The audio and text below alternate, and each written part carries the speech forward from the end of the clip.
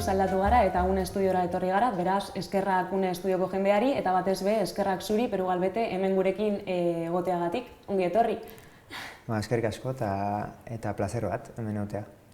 Beno, egun hauetan Durangoko azokan gauz eta zu aurtengo Durangoko azoka honetan aurkeztuko duzu zure azkenengo lana, Begiratu deitzen dana. Zein izango litzateke begiratu eta begiraturen arteko harreman hori edo zergatik jarri diozu izenburu hau?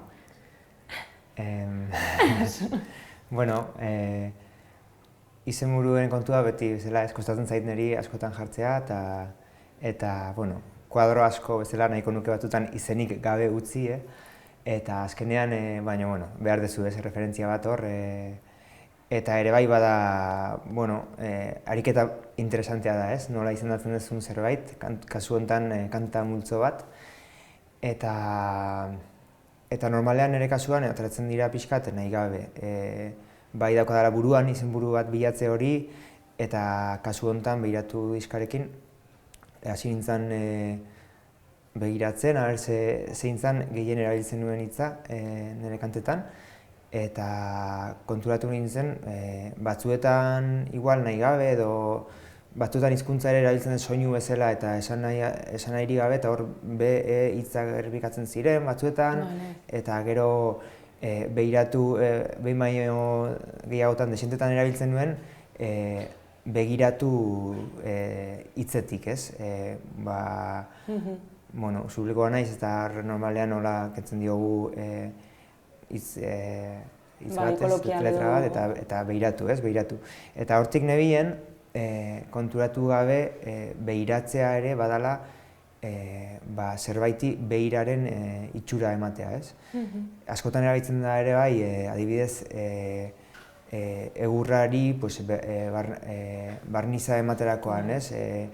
Zerbaiti brillo bat ematea, edo izan daiteke badauka esan nahi, niretzako derrepente hori deskubritu nuenean zentzua hartu zuen kontatu nahi nuenarekin, eta hori izan zen, pixkat nahi gabe, portadan ere badago, nire begirada bat badago, txikitakoa, badaude ere olako begi batzuk, ez, nik zabaian ikusten nituenak, ez, egurraren begiak, ez, edo korapilloak. Eta orain ikusten dituzunak. Eta begiak beti horrez. Duela gutxi lagun batek esan zian, bazegoela, ez nahizeko batzen hitza, baina bazegoela hitz bat pixkat badago batzutan paranoia bat edo begiak ikustekoa edonon, ez dakit noizbait izan duzun hori, ez, bi puntu eta bi begi, ez, eta ez dakit nola izan zuen, baina hortik agian ere badukat, ez dakit. Nik irakurri nuenean zure oholtzen edo txikitan hainbat begi ikusten zenituela oholtzetan, gogoratu nuen ni sukarra izan dudanean baita ere gertatu zaidala edo gutxienez nahiko nabarmenagoa izan dela, ezta? Orduan hori delirio modukoa, baina hainbatean begiratzen duena begiratuta dagoela eta oso potentea da, oso titulu edo izenburu ona eman diozu. Eta horrekin harremanduta baita ere, hauskortasunaren eta edertasunaren arteko harreman hori, ez dakit pentsatzen duzun beti doazen eskutik edo ez nola ikusten duzuzuk? Bai, bueno, azkenean hemen bizi gera, ez? Bere guztiarekin eta nik azkenean musikan eta bizitzan pixka berdin, ez? Bueno, bai behar dugu batzuetan edertasun bat eman, zentzu bat eman, eta nolabait brillo bat eman, edo zerbaiti alde positiboa eman. Beharrezkoa. Bestela. Eta, bueno, bai, hori ikusten nuen kantetan ere bai, ikusten nuen kantak moldatzeko eran, niretzako nahiko era orain arte ez dakit potente edo ez dakit nola esan, baina soinua beti bil naiz nire kasak grabatzen dagoela eta oraingoan bai bilatu pixka kalidade hobeago bat edo nolabait borobiltze bat, eta hori, azkenean, bai,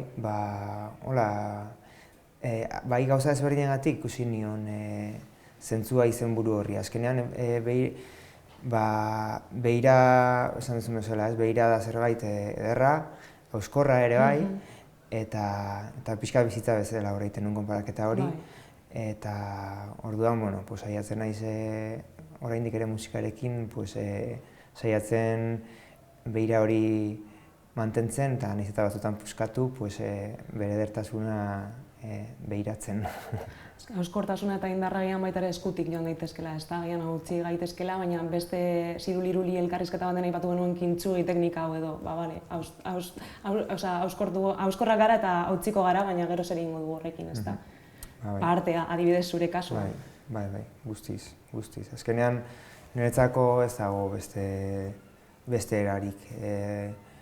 Eta gainera, uste dut ikusle bezala ere, artea orokorrean eta musikarekin ere, benetan ikusten denean hauskortasun hori edo bakoitzaren egi hori, derrepente horrek sartzen nau bere mobidan edo erlazionatzen naiz berarekin, eta geroz eta gutxiago kontzertu zurrunekin edo gauza perfektuekin ere bai askotan, eskertzen dut geroz eta gehiago espontaneidade bat, momentuko zerbait, akats bat, benetan niretzako da hor dago ere potentzia handi bat. Bai, eta edertasuna baita ere egia da, akatzean niretzat ere oso guztiz ados nago horretan. Bale, Peru, eta oinarte egon zara bakarkako lanak egiten, musikalki dinot, baina oraingoan beste bi musikarirekin batera ibili zara sartzen, nola izan da prozesu hori eta zein aldaketa igarri dituzu, ezta edo? Oso ederra izan da. Azkenean, konfinamenduan atean nuen aurreko lana, Nor zara zu izenekoa, eta horita gero, esan nuen, mesedez, nahikoa da. Behar dut jendeakin erlazionatu, bestela musikak ere bai zentzua galtzen du. Eta etapa horita gero, baina disko hori bai izan zela nahiko, niretzako alaia esango dugu, nire estilorako. Oso ondo dago. Eta bai, neukan gogoa konpartitzeko musika hori denbora asko pasatzen dugu bakarrik, azkenean sormen prozesu guztia, baina nire kasuan grabaketa baita ere, edo azala egitea, diseinua, bideoklipak denak nintzen dut, eta gustatzen zait, baina, ja kontzertua bakarrik ez nuen ikusten ez, eta edo bai, beti jarraitu dezaket ere bai, baina konturatu nintzen, benetan musikak konpartitzean daukala boterea, eta bai bakarrik ere publikoarekin konpartitzen ari zera, baina musikarien artean sortzen den konplizidadea eta laguntasun hori, azkenean laguntasuna dela, niretzako zen oso importantea. Orduan, hor Iruñan Uharten bizi naiz, Iruña ondoan, eta horre nuen bi ezagunen gana, esango dugu, iaia ez nintzen ezagutu ere egiten, baina rollo ona ematen ziaten, eta segituan hasi ginen saiatzen, disko horien saiatu genuen, eta orain berria ere bai saiatu dugu, orduan daukagu repertorio politu bat, eta esango dugu anitza edo ezberdina, eta oso gustora gabiltz. Bai da, taldean beti da ere bai gestio bat egin marezuna, kasu honetan ere proiektua da ere bai, orduan nola egin, hirurok parte izateko. Eztabaida asko suposatzen dut bertan, edo dinok eztabaida lasai. Bai, gehiago ere bai, nola niri kostatu zait asko konturatzea azkenean, onartzea azkenean nire proiektua dela, eta nahiz eta saiatu beti denena egiten eta horizontala egiten, badakadala pixu gehiago hasteko izenean, ze oraingoz nire izenarekin gabiltza, eta ere bai horrek ematen dit komolako zea bat, eta deserosotasun bat ere bai, baina gero ere bai pixkanaka horrez, eta beti daukazu izenak aldatzea edo talde gehiago egitea edo kanta batzuk batera sortzea, oraingoz behintzat horrela gabiltza, eta oso eskertua ere bai horako jende lagunekin eta konpartitzea. Horre Santi Etxeberria kontrabajoan, Idoia Arizaleta gitarrarekin, eta hori, hirurok gainera ahotse ederra dazkate baita, eta hirurok ere kantuan ibiltzen gera, batez ere nik agian, eta gero ere instrumentu txikiekin nabil beti, eta bai. Demora guztian aldatzen. Bai, ez geha aspertzen egia esan. Esan daiteke orduan proiektua edo ederra esan proiektu hori aberastu dela, ez da jende gehiagorekin. Eta gero zentzu horretan bai azpimarratu nahiko lukela, aipatu duzu, baina artista totala sarela barkatu iruditeri guztia zuk egiten duzulako. Nolakoa da musika egitea, poesia egitea, bideoak, baita portadako irudi guzti horiek, ez dituzu kezkak, jendearekin partekatzen duzu nola ailegatzen zara, ezta? Konklusiora agian oso argi dekozu dana zure buruan, era borobilean berriro ere, eta euskarri guztietan ez dakit nola esan. Bueno, ez daukat oso garbi, juten naiz aurkitzen, bidea aurkitzen, baino azkenean iruditzen zait oso bisuala naizela, argazkizunaritza ikasi nuen, hortik jo nuen, lana ere bai askotan kamerakin egiten dut, bideo gintzan batez ere, eta orduan niretzako da zerbait oso naturala. Eta aberatsa niretzako ere bai, zeren irigitzen hau beste terreno batzuetara eta da niretzako sormenean jarraitzea. Ez dut hartzen bideoklip bat promozio erraminta bat bezala, agian izanen daitekela, baina niretzako nire motivazioa benetan da, noa sortzera zerbait jendeari irakusteko eta zerbait artistikoa, kanta sortu den bezala, bideoklipa edo argazkia, reportada. Beste moduan edo gaur bat, naturala. Orduan niretzako nire web horria adibidez, nik egin nula. Ederra benetan baita ere. Hori hartzen ditut proiektu beste artelan modukoak bezala, eta horrekin bai gustora nago. Gero egia da, ez daukazu denbora asko da ere zure musikarekin, orduan egin behar duzu olako itxiera bat, ez? Kanta itxia dago, orain, behar dut igual denbora bat reposo utzi, eta gero, venga, ingo dut kanta honekin bideoklip bat, venga, eta hola, orduan, segun ere zeden bat denbora daukadan eta ze gogo dauzkadan, hortxe. Baina bai garrantzitsua izan behar dela denbora pizkatu ustea, bestela artelana inoiz ez da bukatuta eta zurea bada eta zuk egin baduzu, uste dut saia izan behar dela batzuetan gutxienez, ezta? Bai, azkenean halko zen duk, egia da proiektu bat planteatzeko orduan, disko bat planteatzeko orduan, bai sartzen dela pixkat diseinua barruan. Ja, kantak egin da gero bada ere, ja, ari naizenean josten, izenburua bestea, bai ari naizela pentsatzen euskarri fisikoan nola izango den, zer sartuko dean, orduan hor ere bai da zerbait, gero denboran aparte egingo dena, baina ja pentsatzen hasten naizena pixkat batera. Bideoklipak ere segun noiz, horrela, orduan iruditzen baita ere aberatsa dela pixkat borobiltzeko guztia. Egia da gero kantak sortzen joaten naizela, denboran aparte, orduan gero dago halako joste bat, nolabait. Baina egia da artelan bat agian borobila izateko harremanduta egon behar dela dana, ezta, adar guzti horiek, eta nolabait disko kontzeptuala inguruan berba egiten dugunean. Nik komentatu nizun harremanetan jarri ginenean, ezagutu zintu dela Kafea eta Gaietak saioan, Astra Gaztetxean, Gernikan. Eta zuk egin zenuen kontzertu eder bat, baina horretik aukeratu behar zenuen diska bat, ene ustez diskazo bat dana eta baita ere nahiko borobila dana, orduan. Como es 45 cerebros y un corazón, zergatik eta nola ikusten duzu agian inspiratzen zaitu horrelako lanak ere? Bai, noski. Azkenean, disko benetan ederra da hori. Eta bai, azkenean egia da batzuetan kostatzen zaidala aurkitzea asko erakartzen nauten lanak, edo asko mugiarazten nautenak, eta behintzat hori adibidez izan zen bat, eta bai, ez dakit, oso gauza pertsonala da niretzako musikarena ere bai, orduan, klaro, sartzen zeanean terreno honetan eta sortzen hasten zeanean, ez dakizu, noraino iritsiko den, eta niretzako egia da ez daukala garrantzi handirik ze dimentsiotan aizean mugitzen, ez? Eta beti daukazula motore bat bultzatzen zaituena, nahiz eta izan zure 10 lagunentzat edo izan jende gehiagorentzat.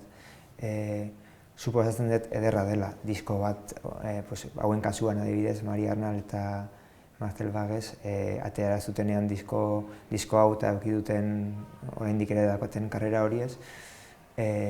Bai, izan behar du benetan motibantea, baina ikusten dut ere bai, joan behar dela pixkat pausuka ez, eta ni konformatzen naiz,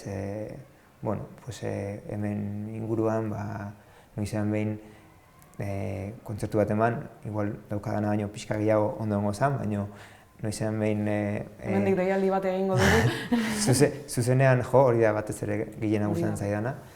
Eta bestela, batzuetan konformatzen gera sare sozialekin eta partekatzearekin bestera batera, baina azken aldian nabil horrekin ere, ez dakit, feedback hori niretzako askoz, zuzeneko askoz potenteagoa da. Orduan, zer nola egin ez, hemendik aurrera, zuzenekoetan jartzeko arreta gehien eta hori lortzeko edo saiatzeko hortik ibiltzen, aurrez aurre. Eskerri, argi dago ez duzula egiten produktu bat ez da, kapitalismo gizarte horretan gauz, eta badira produktu asko, produktua direna, eta ez nahu kritikatzen, ondo dago, bakoitzak egin da esan nahi duena, besteak molestatzen ez baitu, baina zure kasuan argi dago organikoa dela eta sentitzen duzulako edo nolabait horrela esateko egiten duzula. Beraz, klaro, baita ere orokorrean gertatzen da, agian hori tarte txikiago batean geratzen dela, amutsa honra, ez da, edo... Bai, egia da, dagoela arte asko, gaur egun musika asko, hori alde batetik oso pozgarria da, eta gainera ere ikusi behar da, alde barrutik ere ikusi behar da, ez, dan terapeutikoa sortzea bera, ez, eta orduan alde hortatik ere behar badago agian, ez, eskape bat behar da, eta hor gabiltza, ez, bila.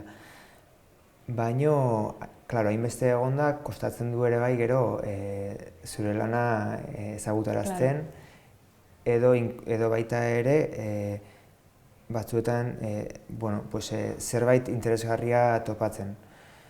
Eta orduan internet ematen du ordena dagoela, baina hainbeste dago berdin funtzionatzen duela pixkat horrela, ez? Segun atzetik zer daukazun edo ze publizitate egiten duzun, iritsiko zea gehiago edo gutxiago ere bai. Orduan, bai, egia da hor pixkate galdua sentitzen naizela, baina hori da daukaguna eta orduan horrekin nik pixkanaka ikusten dut hain naizela jende gehiago ezagutzen ni ere eta pixkanaka nire lana zabaltzen eta oso eskertua baita ezagutzen ez dean norbaitek esaten didanean, eskertzen didanean edo nire lana entzun duenean, bai, oso pozik. Bizitza postu, bihotza gutxienez postu behar du. Eta orain burruka horretan sabiz, eta galduta sabiz nik uste dut mundu guztia dagoela galduta ez da, baina zorionez zauz borroka horretan irakurri dudalako baita ere eta kuriosa iruditu zait, zure webgunean txikitan asko kantatzen zenuela eta gero bapatean edo momentu baten utzi zeniola kantatzeari eta zorionez itzuli zinen, nola izan zen hori edo? Bai, nik uste dut oraindik pentsatuta zen momentu hortan zer... Claro, bai, hori da, gure historia gero idazten dugu, ez da, beti gustatu zen kantatzea, etxean kantatzen zen ere bai, beti aita gitarrarekin eta normalean ni bigarren ahotsak egiten, lehenengoak baino gehiago gustatzen zaizkidan, agudoetan beti, eta bai oso haurtzaroa, supongo haurtzaro gehienak bezala, oso zoriontsu gogoratzen dut, nahiz eta agian ez zen horrela. Baina gero, bai, suposatzen dut dela pixkat guzti gertatzen zaiguna, edo gehienei hasten zehala ikasketak, ja serioago hartzen, geroz eta responsabilitate gehiago, norabide batean, aukeratu behar duzu zerbait, lanbide bat, lotxa sartzen da hor, ere bai, gizartearen erraminta bezala, ez? Gauza batzuentzako bai, bestentzako ez. Eta orduan, horre utzi nuen, bai, marrazteari, kantatzeari, gauza horiek hor ez ziren sartzen ez nukan denborarik, nik uste dut ere bai oso mantsoa izan naiz beti batez ere gustatzen ez zaizkidan gauzak egiteko, orduan ikasketetan nahikoa neukan aprobatzearekin eta pasatzearekin eta hola ez. Orduan gero konturatzen nintzen, pues igual kotxean hasi nintzenean gidatzen, pues kantatzen nuela kotxean, hor, bueno, pues ondo egiten zidala kantatzeak, baina hala ere, nik uste ez zela izan, ba, 24 urte inguru eduki arte, bidai bat egin nuen, Hego Ameriketan egon nintzen, behar nuelako eta benetan bidai garrantzitsua izan zen niretzat. Zeren kantatu zituen urteak ez ditut oso ondo oroitzen, bai, falta zitzaidan zerbait hor. Eta hori, orduan bueltakoan, izan dituen seinale ezberdinak bidaian zehar, eta bueltakoan, bueno, derrepente ikusi nuen gurasoen etxean ukelele bat, beti han egon zena eta inoiz ikusi ez nuena. Orduan, bueno, egia da bidai bat eta gero ere begirada zabaltzen zaizu eta horre esan nuen, zergatik ez hasiko naiz probatzen. Jakin gabere gai zera, nik ez instrumentu bat jo eta kantatzeko aldi berean, ze txikitan bai gitarra hartzen nuen, baina ez nintzen gai, gitarra hain handia eta Eta igual hori zen momentua eta orduan hor hasi nintzen pixkat kantuak sortzen.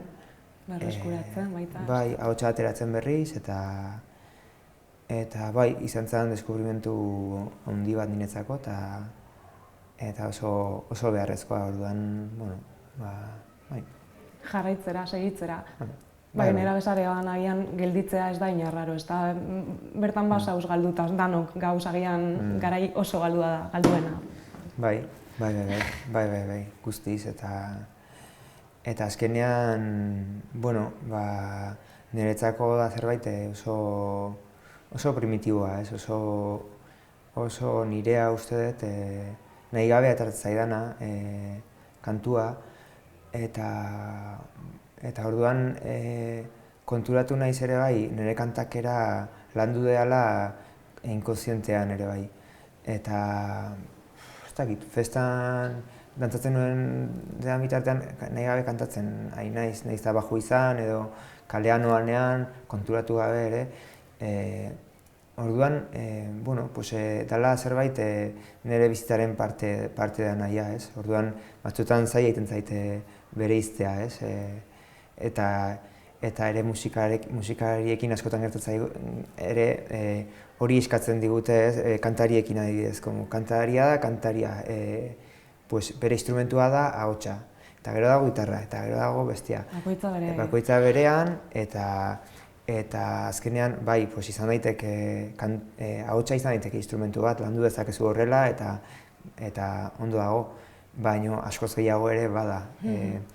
Orduan, niretzako importantea izan da konektatzeko ere nire gorputzarekin, eta ikusten ze hasieran hasi nintzenean ez nintzen kontziente hortaz, ez? Eta gainera instrumentu batekin zailagoa da, zeia instrumentuak lotzen zaitu nolabait zerbaitetara, eta berriz hasi nintzenean igual instrumentu hori kantatzen, ikusten nola mugitzen nuen gorputza, ahotsaren arabera, azken aldian ere bai igual dantza pieza batean ibili naiz ahotsa, bueno, musikarekin.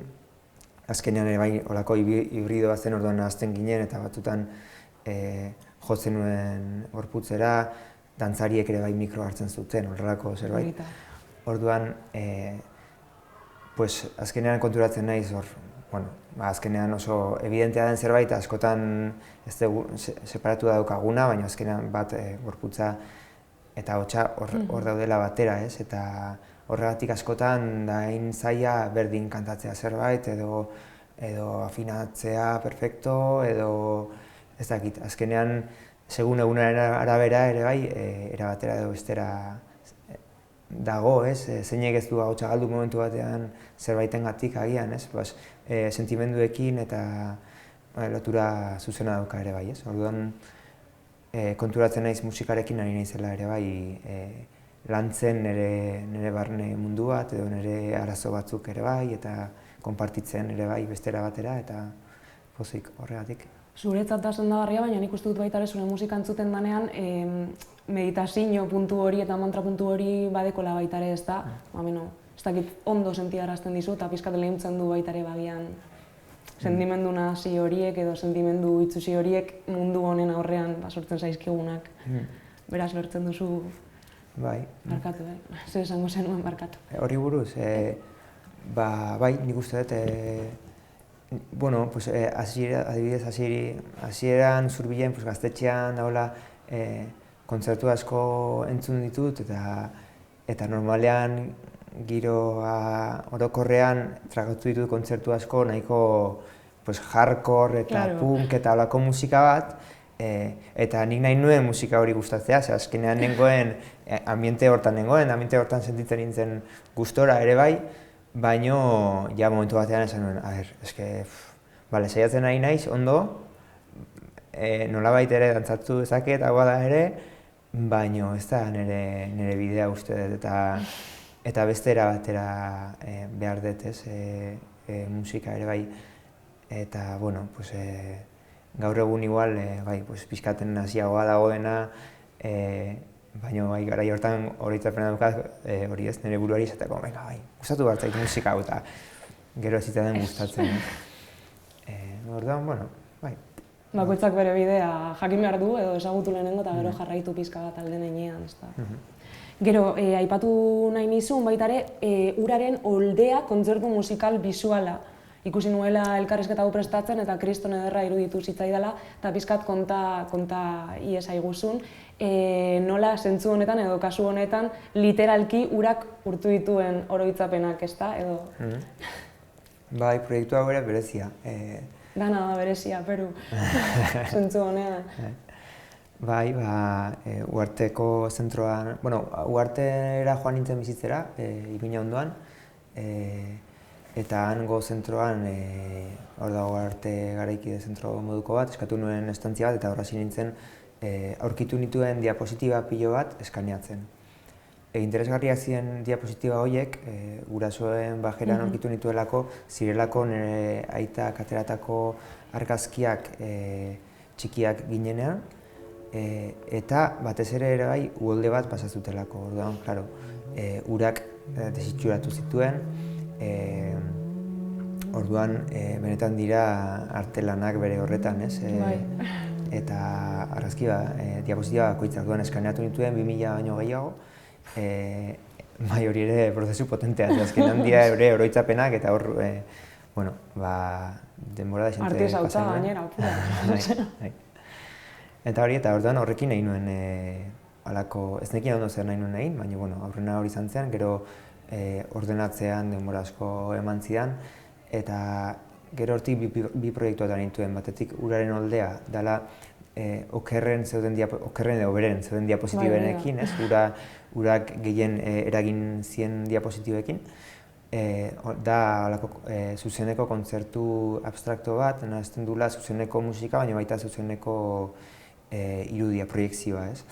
Orduan, berezitasuna da, ni nabilera denarekin, nahiko erokeria da, ia ensaio batzuk behar ditut, hori emateko, eta orduan nabil batez ere ahotsarekin eta loop makina batekin, eta gero ordenagailuarekin ere bai, orduan ez nuen nahi mugatu agian musika egindako bideo batera, baizik eta pixkat malgua izan hor eta eskatzen bazian gehiago askotan improvisatzen edo gustatzen zaite margen baten edukitzea kontzertuetan eta orduan nabil pixkat biekin, irudiarekin eta ahotsarekin edo. Eta, izan zen berezia proiektu hau ere bai, nahaztu nintuelako lehen biziko aldiz, musika eta irudia, beti normalean bideo gintzan eta hola, aparte dozinean, aparte ibilin naiz.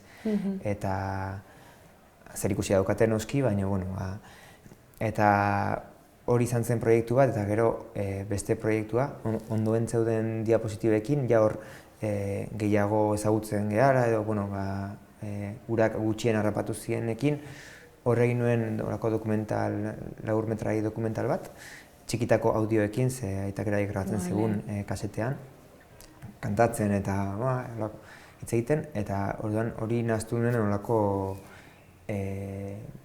laburmetrai bat Iruñeko punto de vista jaialdian estrenatu zela, 2008an.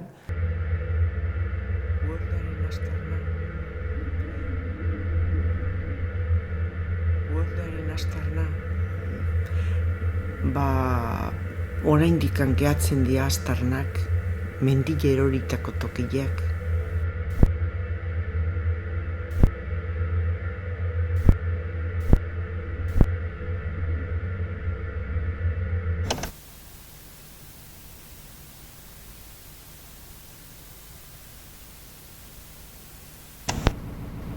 Lai, lai, lai, arrala sali, lai, lai, lai, arrala sali, lai, lai, lai, arrala sali, bai, lai, lai.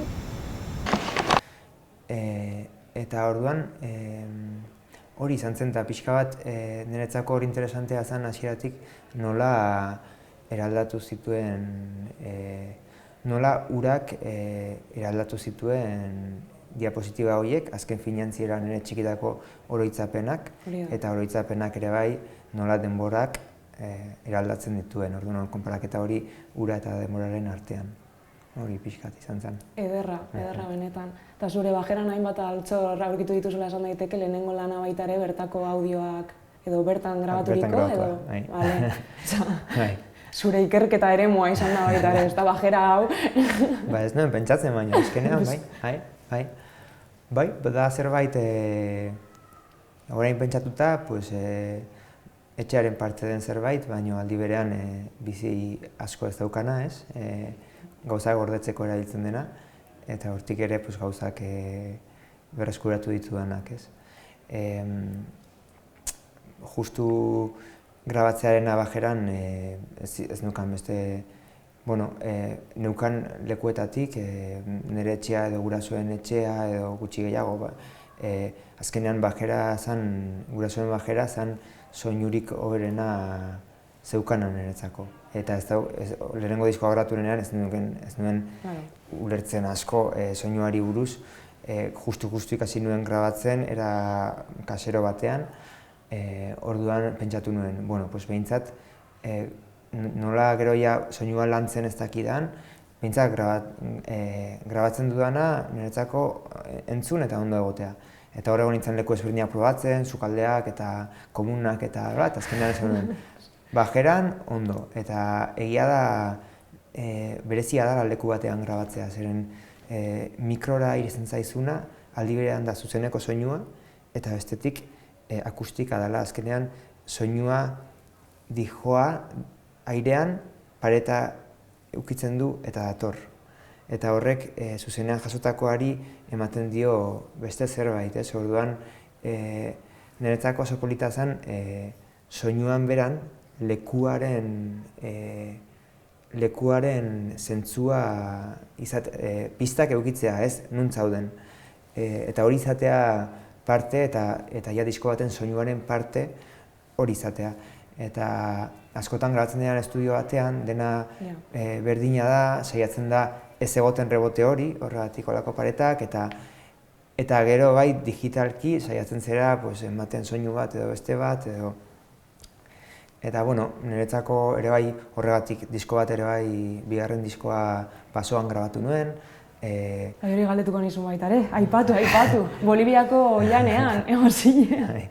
Orduan, bai, beti niretzako soinua bera bada musikaren parte da, evidentemente, ez? Eta saiatu naiz eta jakintza asko edukiz, ez dut soinuari buruz asko ikasi, entzuten eta horrekin ere jolasten. Karo, ez egia da, eta azpimarratu behar dela baita ere zuk ikasi duzula zure kontu, egiten duzun gehien eta hori ere, jolien, kriston meritua dauka, dinot, zu esperimentatzen hor, bajeran eta... Azkenean da, hori, akatsak egin, eta ikasi hau bai, hau ez, batzutan ere sorprenditzen zea, eta hola, niretzako egia da, dela, igual, azkarragoa da norbaitek esaten maizu, pum, hau, baina esango dizu bere ikuspegitik, bere era. Eta aurkitzeak erabat, alde batetik, bai izan daitekela ezberdina, bakoitzarena, ez? Eta bestetik ere uste dut hobeto gogoratzen dela, ez? Batzutan jendea zerbait esaten dian norbaitek esatean, igual gero, azten zaizu edo, baina benetan ikusi dezunean zerbait egin dezunean, akatxe bat egin dezunean, eta gero entzun dezunean eta esan dezunean, hau gaizki. edo ondo, edo, bueno, agian orain ez. Orduan, bai, derrepente ja gorpuztu duzu olako zerbait. Eta beste bidea jarraitzen baduzu ez dago ikaskuntza bat, heltzen zara, llegatzen zara emaitzera jarraian, eta bidea baita ere da, ez da, edo muina, nolabait esateko. Gero, arreta asko ditu dit, eta oso ederra dela uste dut, esaten duzula, beste errealitate batzuk eraikitzeko, beharra daukasulako eta beharra hitz azpimarratu nahi dut, sortzen duzulako.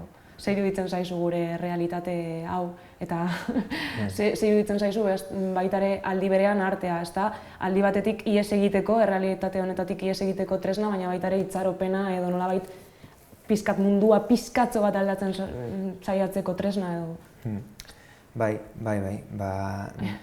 derrigor hori sinistu behar dut, hori sinisten, ez ondo. Eta bai, azkenean nik uste, buztenek bilatzen diogula, saiatzen gehala zentzu bat bilatzen, bizitzari, eta hor niretzako musika klabea izan da, ez? Suposatzen du bakoitza bilatzen duela bere era, eta denetik, ez, dago. Eta jende asko gartera jotzen du, eta ez da kasualidadea, ez? Azkenean niretzako botere handi bat dago hor, eta bueno, bai, iruditzen zait, ni egia esan normalean nahiko pesimista naiz, eta bai saiatzen naizela beti ikusten alde, lehenengo disketan agian ez, baina gero bai zala, hau ateratzen zait, baina agian hau ere bai, eta zergatik hau ez, eta orain nahi dut egin horrelako kanta bat, eta bai, ematen dizu bai beste errealitate batzuk, edo niretzako da errealitate honen barruan ere momentutxo batzuk esaten duzuna, ai, ze ondo, ai, kontzertu hau ikusi dugu, edo, entzunen kanta hau, eta, ze momentu polita. Eta niretzako ja orokorrean pentsatuta galtzen naiz, gizarte hau, eta hor ja pixkat bera jotzen den. Baina, derrepente, ez dakit, kontzertu txiki bat, ez dakit herri galdutan, eta ikustea, ez dakit, 10 pertsona edo 5 izan da ere, benetan zaudetela horre zea berdinean, eta balio duela txikian zerbait konpontzeko edo, niretzako, horri eusten diot. Eta zorionez, berriro ere, eta Durangoko azokan gaudela, ez dakit zerbait gomendatu aliguzun libururen bat eta diskaren bat, zure lan guztiaz gain, ez dakit zerbait ikusi duzun dagoeneko edo ikusiko duzun. Bai, egia esan ez dut izan denbora asko, gaur postuan egon naiz. Kendu digu, dizugu gainera barkatu. Baina, azteko horre gaude Mukuru eta balio duteren estantean, bi kolektibo txiki, bien artean hartu eguna estante erdi bat, eta hor gaude musikari ezberdinak, eta Mukuru kolektibotik aurten adibidez H taldea, noizean ere bai hor banabil, baina Idoia Hernandezen proiektua da, eta atera du disko eder bat. Eta, aurtengo berrikuntzak txost ere bai, beti normalean jotzen dut nire inguruko taldetara eta hola, baina, bestetik liburu aldetik normalean poesia gehien irakurtzen dudana, eta adibidez Izaskun Igoaren poesia liburua uste dut zait, pixkat oraindikan ni normalean azken momentu arte egoten naiz konpra guztiak egiteko eta hor, baino bai, egia da ederra dela elkartzea zu bezalako jende askorekin eta mareantea ere bada momentu batzuetan eta jende asko ere badago, baino derrepente badaude konplizidade momentu batzuk eta polita da. Bai. Horrezegatik borrokatzen jarraitzen dugu, ez da borrokan ez gudu zentzu baten, baizik eta sormen zentzu baten. mila esker hemen egoteagatik, pero ez dakit kontzerturen bat dekozun edo bestela jendeari esango diogu zure webgunean begiratzeko, oso ondo antolatuta eta ederra dekozula eta bertan dago informazio guztia, ezta edo?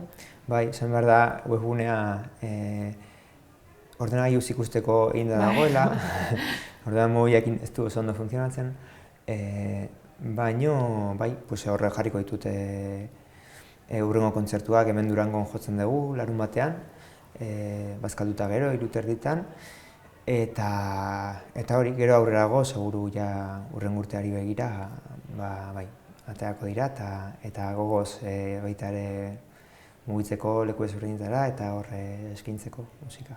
Horren urtea indarrez hasteko eta mila esker hemen egoteagatik, benetan, eta zaindu zaitez asko eta ikusiko gara, ziur nago ez dakit non, baina ikusiko gara laster. Seguro, mila esker zuei eta beste arte.